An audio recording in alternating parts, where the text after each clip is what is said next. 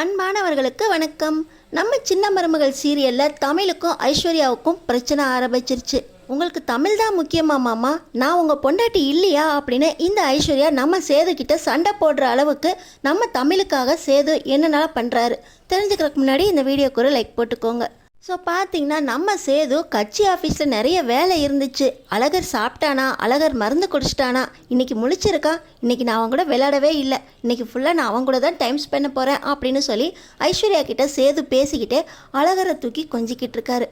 மாமா, அழகரை நான் நல்லா பார்த்துக்கிட்டேனா, சாப்பிட்டேனா அப்படின்லாம் கேட்குறீங்க. குழந்தைய உங்களுக்கு பிடிக்கும், நான் வேண்டான்னு சொல்லலை. ஆனால் மாமா, இந்த ரூமில் நானும் இருக்கேன். எனக்கு காலையில் வயிறு வலிக்குதுன்னு சொன்னேனே, வயிறு வலி எப்படி இருக்குன்னு கேட்டிங்களா, என்னை பற்றி விசாரிச்சிங்களா, நான் சாப்பிட்டேனா அப்படின்னு ஒரு வார்த்தை கேட்டிருக்கலாமே மாமா. இந்த ரூமில் லைட்டு, ஃபேனு, ஃப்ரிட்ஜு மாதிரி நானும் ஒரு ஜடமாக இருக்க விரும்பலை மாமா. என் மேலேயும் நீங்கள் கொஞ்சம் அக்கறையாக பேசணும், பாசமாக இருக்கணும் அப்படின்னு நானும் எதிர்பார்க்கலாம்ல மாமா அப்படின்னு சொல்லி நம்ம ஐஸ்வர்யா பார்த்திங்கன்னா வயிற்றை இறுக்கி பிடிச்சிக்கிட்டே நிற்கிறாங்க. உனக்கு இன்னும் ஐஸு வயிறு வலி போகலையா, நான் தான் உன்னை ரெஸ்ட் எடுத்துக்கோன்னு சொன்னேனே அப்படின்னு சொல்லி இப்போ சேது கேட்க, அந்த ஒரு வார்த்தை போதுமா மாமா, எனக்கு காலையிலேருந்து எவ்வளோ வயிறு வலி தெரியுமா மாமா அப்படின்னு இந்த ஐஸ்வர்யா சொல்லிக்கிட்டு இருக்கும்போதே வயிறு வலியில் துடிக்க ஆரம்பிச்சிடறாங்க. ஐஸு ஐஸு என்ன ஆச்சு அப்படின்னு சொல்லி கேட்கும்போதே, மாமா ரொம்ப வயிறு வலிக்குது மாமா அப்படின்னு சொல்லி ஐஸ்வர்யா இங்கே அழுதுகிட்டே இருக்க, சேது பார்த்திங்கன்னா நேராக மோகனா கிட்டே போய் ஐஸுக்கு 3 நாள் பெயின் ரொம்ப ஜாஸ்தி ஆயிடுச்சான், என்ன பண்ணலாம் அப்படின்னு கேட்குறாங்க. அதெல்லாம் பொம்பளைங்க நாங்கள் பார்த்துக்குறோம், இதோ இதை போய் வெந்நீரில் வச்சு ஊற வச்சு கொடு, வயிறு வலியெல்லாம் குறைஞ்சிரும் அப்படின்னு சொல்லி மோகனா சொல்கிறாங்க. அன்றைக்கி நைட்டு ஃபுல்லாக அழகரை மலர்கிட்ட கொடுத்துட்டு, ஐஸு இது மோகனா அம்மா சொன்னாங்க, இதை சாப்பிட்டினா வயிறு வலி போயிடுமா அப்படின்னு சொல்லி சேது கொடுக்குறாரு. இருந்தாலும் வயிறு வலி போன பாடில்லை. சின்னம்மா, நான் இன்னைக்கு ஐஸை ஆஸ்பத்திரிக்கு கூப்பிட்டு போயிட்டு வரேன், அவளுக்கு ரொம்ப வயிறு வலிக்குதுன்றா, இன்னும் வீட்டில் எவ்வளோ நேரம் தான் வலியை தாங்கிட்டு இருப்பா அப்படின்னு சொல்லி சேது பார்த்திங்கன்னா ஐஸை ஹாஸ்பிட்டலுக்கு கூப்பிட்டு போகிறாரு. அங்கே பார்த்திங்கன்னா அங்கே ஒரு டிரைவருக்கு ட்ரீட்மெண்ட் நடந்துக்கிட்டு இருக்கு. இந்த டிரைவர் நம்ம சேதுவுக்கு ரொம்பவே தெரிஞ்சவர். என்னாச்சு, இப்படி மூஞ்சி கை காலெல்லாம் வீங்கி போகிற அளவுக்கு அடி வாங்கிட்டு வந்தீங்களா, இல்லை டிரைவிங் சொல்லி கொடுக்குறப்போ யாராவது தப்பாக ஓட்டி உங்களை கீழே தள்ளி விட்டாங்களா அப்படின்னு சேது ரொம்ப கிண்டலாக கேட்குறாரு. நீ வேறப்பா, நான் தப்பு பண்ணிட்டேன், ஒரு பொண்ணு நம்மளுக்கு மடங்குற மாதிரி இருந்துச்சு, ஏழை பொண்ணு இழுத்த இழுப்புக்கெல்லாம் வருவா அப்படின்னு சொல்லி தெரியாமல் அந்த பொண்ணு மேலே கையை வச்சிட்டேன், நீ என்ன கேட்டாலும் தரேன், நானும் வசதியானவன் தான், கொஞ்சம் அட்ஜஸ்ட் பண்ணிக்கோ அப்படின்னு அந்த பொண்ணுக்கிட்ட சொன்னேன், அவ்வளவுதான், அந்த பொண்ணு அது வேலையை காட்டிருச்சு அப்படின்னு சொல்லி அந்த டிரைவர் சொல்ல, உங்கள் வயசுக்கு இதெல்லாம் தேவையா, இப்படியா பொண்ணுக்கிட்ட நடந்துக்குவீங்க, உங்களை போய் அக்கறையாக விசாரித்தேன் பாருங்க அப்படின்னு சொல்ல, அந்த பொண்ணு பேர் என்ன அப்படின்னு சொல்லி சேது கேட்குறாரு. ஏதோ தமிழ் செல்வியாம், டிரைவிங் கிளாஸ்க்கு தான் வந்திருந்துச்சு, ஏழையாக இருந்தாலும் திமுரு போகவே இல்லை, எம்பிபிஎஸ் படிக்கிறோங்கிற திமுரு அப்படின்னு சொல்லி அந்த ஆள் சொல்ல, உடனே இப்போ நம்ம சேதுவுக்கு கோவம் வந்துடுது. தமிழ்ச்செல்வி எம்பிபிஎஸ் படிக்கிறா அப்படின்னு சொன்ன உடனே நம்ம சேதுவுக்கு புரிஞ்சிருது. இப்போ அந்த டிரைவரை இவர் ஒரு 4 குத்து குத்தி மண்டையை உடைச்சிடுறாரு.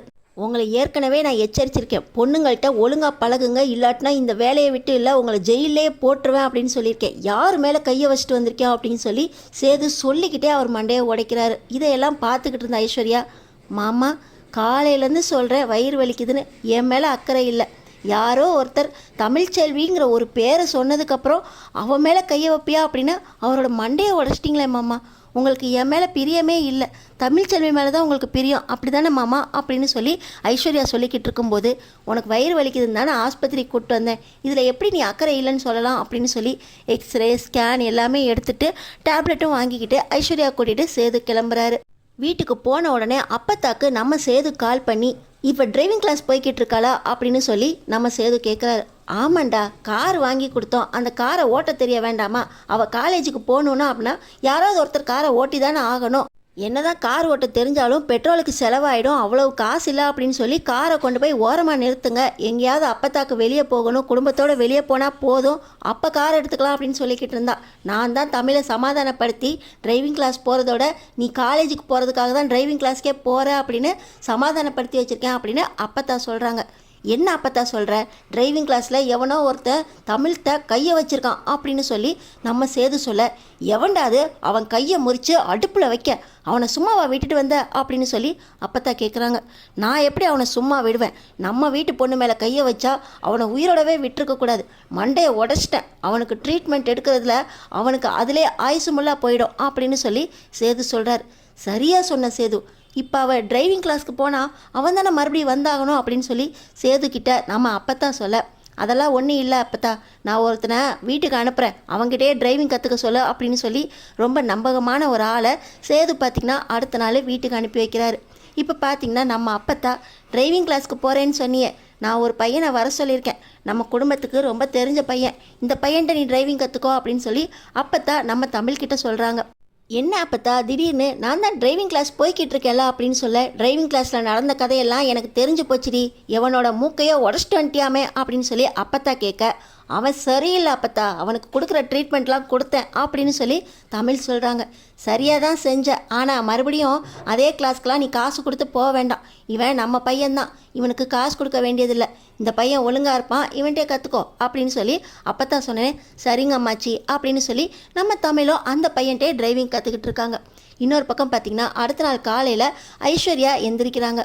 உனக்கு வயிறு வலிலாம் எப்படி இருக்கு ஐஸு அப்படின்னு சொல்லி சேது கேட்க, மாமா உங்களுக்கு என் மேலே அக்கறையெல்லாம் இருக்கா மாமா, ஆஸ்பத்திரிக்கு இன்றைக்கி ரிப்போர்ட்லாம் வாங்க போகணுமே மாமா அப்படின்னு சொல்ல, இன்னைக்கு சாயந்தரம் சீக்கிரம் வந்துடுறேன், அழகரை பார்த்துக்கோ அப்படின்னு சொல்லிட்டு சேது கட்சி ஆஃபீஸ்க்கு கிளம்ப போகிற அந்த நேரத்தில், மாமா நான் உங்ககிட்ட கொஞ்சம் பேசணும்.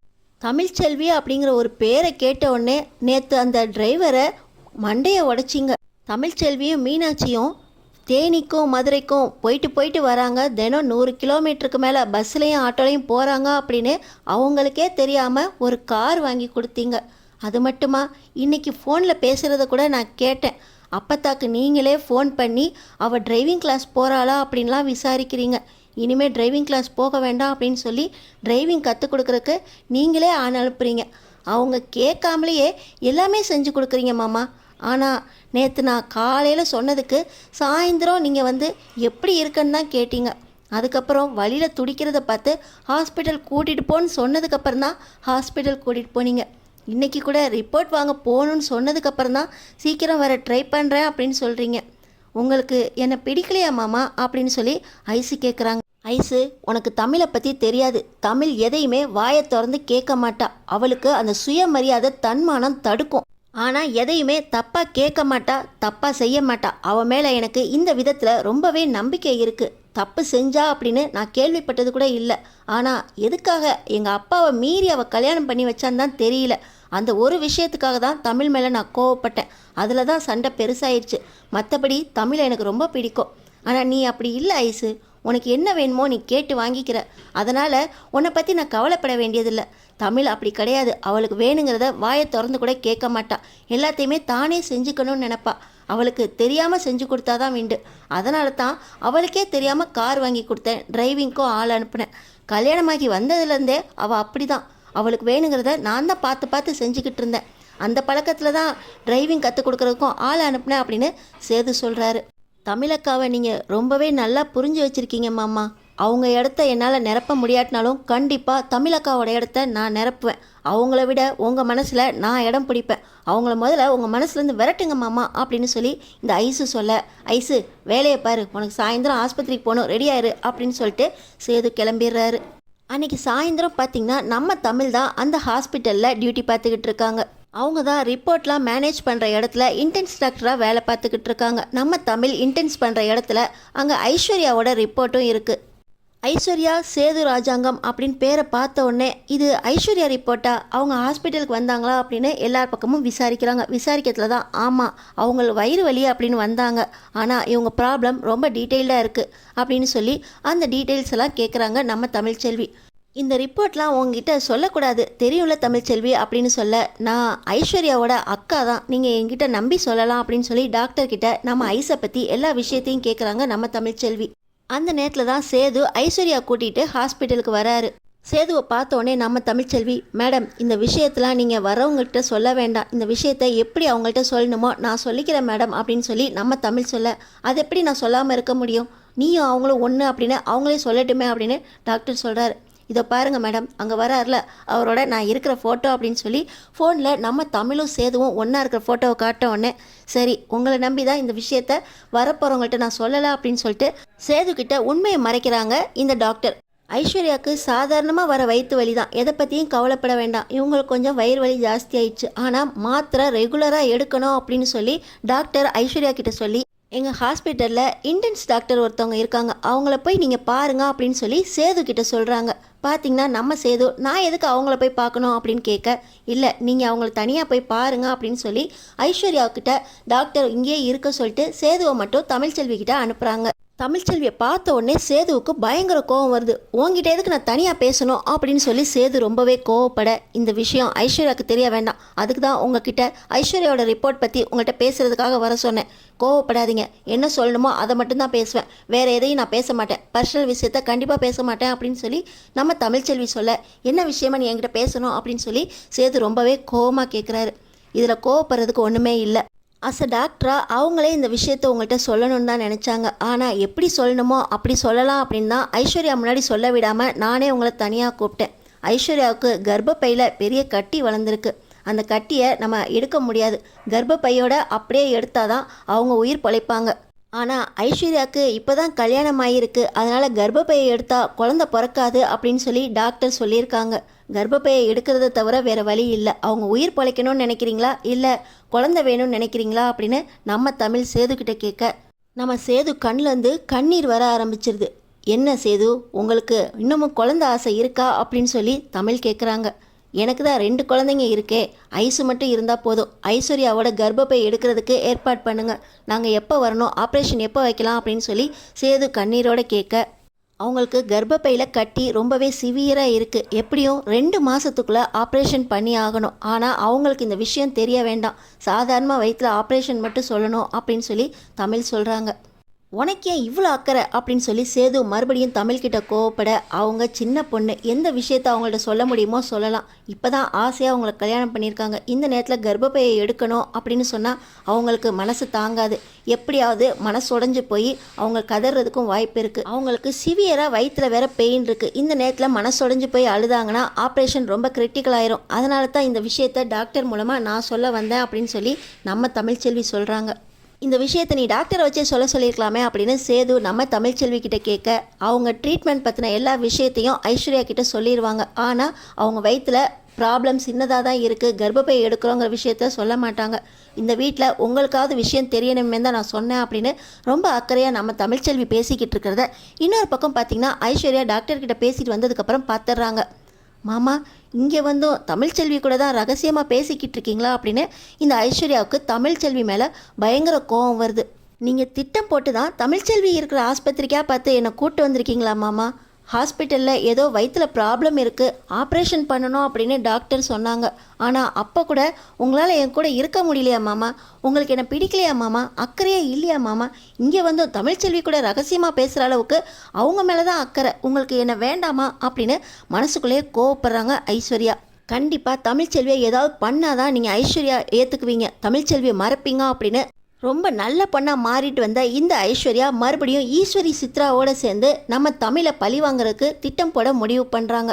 இந்த தமிழ்ச்செல்வி இருக்கிற ஆஸ்பத்திரியில் ட்ரீட்மெண்ட் எடுக்க வந்ததே என் தப்பு தான். இந்த இடத்துல இந்த தமிழ்ச்செல்வி கூட ஏதாவது திட்டம் போட்டு எனக்கு ஏதாவது பண்ணிவிட்டு அதை கூட உங்கள்கிட்ட மாற்றி சொல்லிடுவாங்க அப்படின்னு சொல்லி தமிழ்ச்செல்வி மேலே பொறாமப்படுறாங்க இந்த ஐஸ்வர்யா. பார்த்தீங்கன்னா சேதுவுக்கே தெரியாமல் அவங்க வேறொரு ஆஸ்பத்திரியில் ட்ரீட்மெண்ட் எடுக்கிறதுக்கு முடிவு பண்ணுறாங்க. கூட ஈஸ்வரியை கூப்பிட்டு போகிறதுக்கு முடிவு பண்ணுறாங்க. வேறொரு ஆஸ்பத்திரியில் ஈஸ்வரியை கூட்டிகிட்டு போகிறாங்க இந்த ஐஸ்வர்யா. அங்கே பார்த்தீங்கன்னா எல்லா ரிப்போர்ட்ஸையும் பார்த்த உடனே இந்த பொண்ணுக்கு கர்ப்பப்பையை எடுக்கணுமே அப்படின்னு டாக்டர் நேரடியாக ஐஸ்வர்யா கிட்டேயும் ஈஸ்வரிக்கிட்டையும் சொன்ன உடனே, என்ன டாக்டர் சொல்கிறீங்க, இந்த பொண்ணுக்கு இப்போ தான் கல்யாணம் ஆகிருக்கு, கர்ப்பப்பை எடுத்துட்டா குழந்தை பிறக்காதே, இந்த மாதிரி பொண்ணுங்களுக்கு ஏன் இந்த மாதிரிலாம் ப்ராப்ளம் வருது, அப்புறம் எங்கள் திட்டம்லாம் பழிக்காதே அப்படின்னு இந்த ஈஸ்வரி பார்த்திங்கன்னா டாக்டர்கிட்ட கோவப்படுறாங்க. அதுக்கு நாங்கள் எதுவும் பண்ண முடியாது மேடம், இவங்க வயிற்றில் இருக்க ப்ராப்ளத்தை தான் சொன்னேன், உடனடியாக இவங்களுக்கு ஆப்ரேஷன் பண்ணி கர்ப்பப்பையை எடுக்காட்டினா இவங்க உயிருக்கே ஆபத்தாயிரும் அப்படின்னு சொல்லி டாக்டர் சொல்கிறாங்க. ஒரு பக்கம் ஐஸ்வர்யாவுக்கு தமிழ்ச்செல்வி இதை தான் சேது மாமா கிட்ட ரகசியமாக சொன்னாங்களா, என் மேலே இருக்க அக்கறையில் தான் சொன்னாங்களா அப்படின்னு யோசிச்சுக்கிட்டு இருக்காங்க. இன்னொரு பக்கம் இந்த ஈஸ்வரி, ஐஸு, உன்னையும் சேதுவையும் கல்யாணம் பண்ணி இந்த சொத்தெல்லாம் நான் என் பக்கம் மாற்றலான்னு நினச்சேன், ஆனால் இந்த திட்டம் நடக்காது போலையே, இந்த கர்ப்பப்பையை எடுத்துட்டோம்னா கண்டிப்பாக உன்னை சேது ஏற்றுக்கவே மாட்டான், கொஞ்ச நாளில் நீ அவனுக்கு புளிக்க ஆரம்பிச்சிருவ, உன்னை அவனுக்கு பிடிக்காமல் போயிடும், எப்போவுமே தமிழ்ச்செல்வி தமிழ்ச்செல்வி அப்படின்னு தமிழ்ச்செல்வி முந்தானையை பிடிச்சிட்டு சுற்றுறவன் இனிமேல் ஒன்றை வேண்டாம் அப்படின்னு மறுபடியும் தமிழ்ச்செல்வி பக்கம் போயிடுவான், இதுக்கு நம்ம வேறு ஏதாவது ட்ரீட்மெண்ட் எடுக்கலாம், கண்டிப்பாக இந்த கர்ப்பப்பையை எடுக்க வேண்டாம் அப்படின்னு சொல்லி இந்த ஈஸ்வரி சொல்கிறாங்க.